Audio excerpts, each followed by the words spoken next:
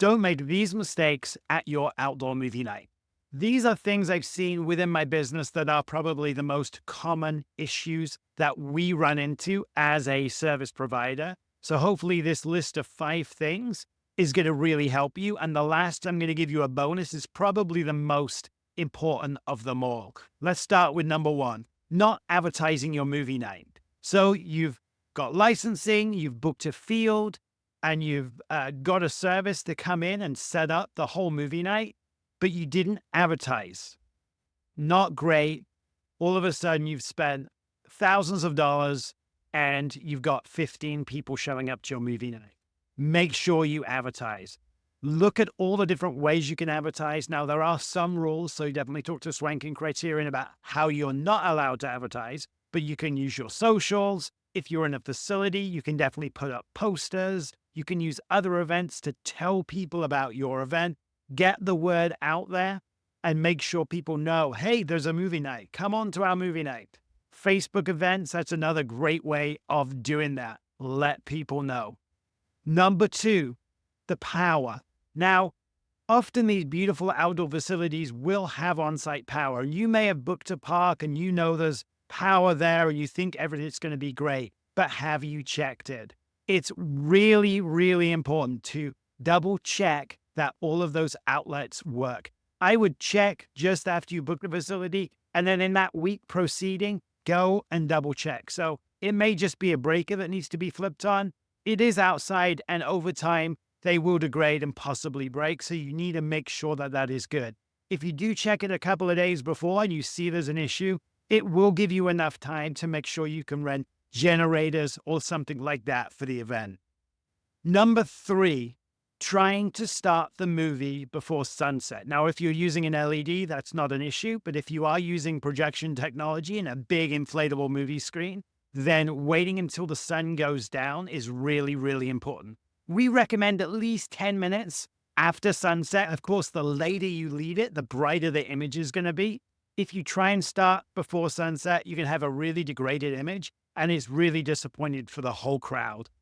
Definitely check out the video right there where I do a whole episode about waiting for sunset and why you should wait for sunset for your outdoor movie.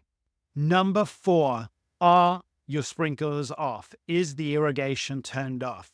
Now, you may have just asked facilities, can you make sure it's turned off? And they'll be like, sure, yeah, it's off, it's off. And then we've been at events where that has been said, and then all of a sudden they come on. Sometimes during the event, sometimes just after the event. I would definitely recommend make sure you let facilities know to turn it off. Have somebody from facilities there if possible. And if they will show you where that main shutoff is, maybe be ready for that just in case. I would personally recommend at least turning the sprinklers off a couple of days before your actual movie night. So when people are sitting down, they're not sitting down on damp grass.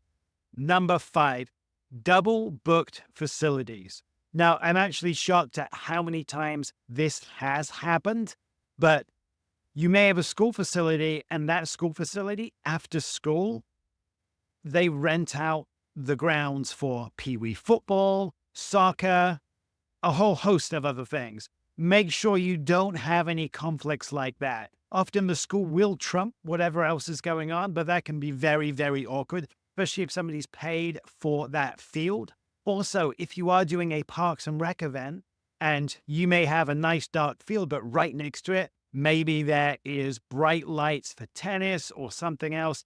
Maybe make sure that movie night is on the night when that stuff is not going on so you can get the best image possible. Double check on double bookings for the facility. And the most important thing, that bonus, that number 1 thing is the movie. 2 things with the movie. Do you have the movie on site? Maybe Swank sent you a disc and you've left that disc in your office. Make sure when you're going to the movie night that you have the media that you want to play. The other thing is if you are doing a big public event, you do need movie licensing. I've done videos on that. So if you want to check out the movie licensing video, just look right there. Basically, you need movie licensing. If it is a public event outside of your home, you're going to need movie licensing. 2 companies basically do most of it. Criterion and Swank. And definitely check the video out and it'll explain all of that. I hope all of this information helps. If you have something that you've experienced and you think that's probably more important, definitely put them in the comments below. Thanks a lot. Cheers.